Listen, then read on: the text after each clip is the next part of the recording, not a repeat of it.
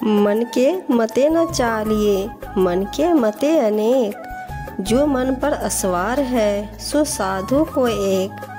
कबीर जी कहते हैं, मन के चक्कर में पड़कर इसके मत मार्ग पर न चलो, क्योंकि इसके एक नहीं अनेक मत है, परंतु जो अपने मन को वशीभूत करके उस पर सवार हो गया वह कोई बिरला ही सच्चा साधक होगा।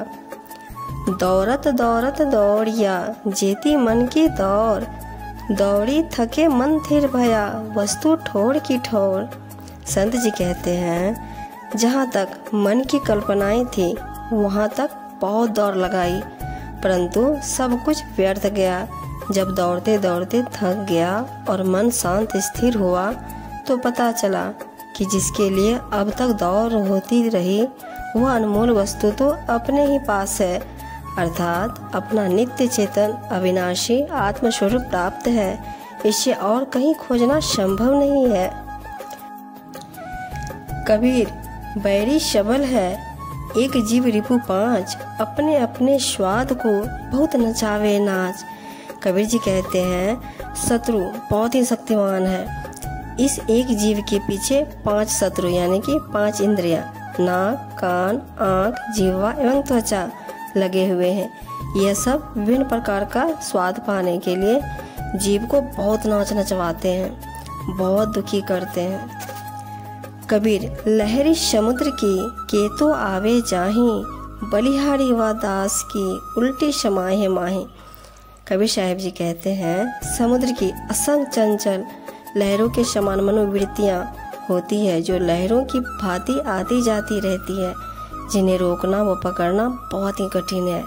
लेकिन सद्गुरु का प्यारा दास भक्त धन्य है जो इन्हें उलटकर निज स्वरूप में लीन कर देता है। पहले यह मन काग था, करता जीवत घात, अब तो मन हंसा भया, मोती चुनी चुनी खात। कहते हैं, पहले अज्ञानता की दशा में यह मन कौवे की भांति था। इसका खान पान, बोल चाल तथा रंग ढंग आदि सब अशुभ था। यह हिंसक था, इसलिए जीवों पर घात करता था। परंतु अब सत्संगी तथा सद्गुरु के ज्ञानोपदेश से यह हंस के समान हो गया है। अतः सहज सरल तथा विवेकी भाव से दुर्गुणों को छोड़कर सद्गुण ज्ञान रूपी मोतियों को ही चुन चुन कर खाता है। मन ही को प्रमोद ये, मन ही को उपदेश, जो यह मन को बसी करे, शीश होए सब देश। संत जी कहते हैं, मन को ही अपना शिष्य यानी कि सेवक बनाना चाहिए और इसे ही ज्ञान उपदेश देना चाहिए, अर्थात अन्य जनों को छोड़कर सर्वप्रथम अपने मन को ज्ञान विचार से दीक्षित कर पवित्र बनाना उचित है। इस प्रकार जो मन को अपने वश में कर लेता है, सारा संसार ही उसका शिष्य हो जाता है। मन के हारे हार है, मन के जीते जीत, कहे कबीर गुरु पाई ये मन ही के प्रतीक। कहते हैं, जहाँ पर मन उदास होकर अपनी हार स्वीकार कर लेता है वहाँ उसकी हार ही होती है, और जहाँ पर मन साहस और उत्साह से भरकर जीत की ओर अग्रसर होता है वहाँ जीत ही प्राप्त होती है। कबीर जी कहते हैं कि यदि मन में सच्ची श्रद्धा और सुदृढ़ विश्वास हो तो निश्चित ही समर्थ सद्गुरु का दर्शन मिलन होता है।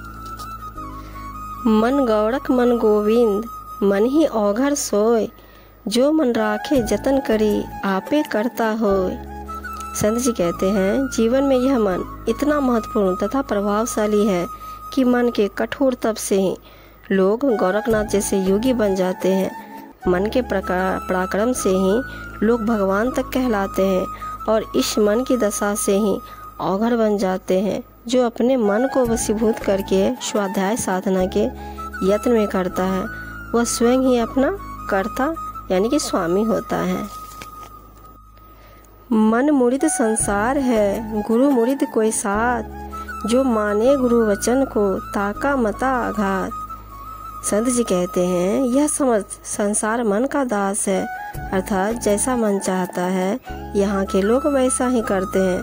परंतु सद्गुरु के दास तो कोई बिरले ही साधु संत होते हैं जो गुरु के सदु उपदेश ज्ञान प्रवचन को मानता है। उसका मत अथाह गंभीर होता है। कागद केरी नावड़ी पानी केरी गंग, कहे कबीर कैसे तीरे। 5 कुसंगी संग नासवान तन मन, रुपया कागज की नाव संसार के विषयों के जल प्रभाव में पड़ी हुई है। कबीर जी कहते हैं कि भला यह कैसे पार लग सकती है जब इसके ऊपर 5 कुसंगी यानी कि 5 इंद्रियां इसे डुबोने के लिए बैठी है। इन 5 से बंधिया फिर धरे शरीर, जो यह 5 बसी करे सोई लागे तीर। कबीर जी कहते हैं इन 5 ज्ञान इंद्रियों के विषयों में बंद कर ही इस जीव को बार बार शरीर धारण करना पड़ता है। जो इन 5 की आसक्ति त्याग कर इन्हें वश में कर लेता है वही भवसागर से पार होकर निर्विघ्न मोक्ष को प्राप्त करता है। मनुआ तो फूला फिरे, कहे जो करूं धर्म, कोटि कर्म सिर पर चढ़े चेती न देखे मरम। संत जी कहते हैं विभिन्न मतांतरों में पढ़कर यह अभिमानी मन फूला फूला सा घूमता फिरता है और कहता है कि मैं बहुत धर्म कर्म कर रहा हूँ, लेकिन यह अज्ञानी इस रहस्य को नहीं समझता कि इसके सिर पर करोड़ों कर्मों का भार चढ़ा हुआ है। मनुआ तो पंछी भया, उड़ के चला आकाश, ऊपर ही ते गिर पड़ा मन माया के पास। कबीर साहब जी कहते हैं मन पक्षी के रूप में कामना रूपी गगन में ऊंची उड़ान भरकर चल पड़ता है, लेकिन जैसे ही इसे माया का सुहावना दृश्य नीचे की ओर दिखता है यह ऊपर से ही उसके पास गिर पड़ता है।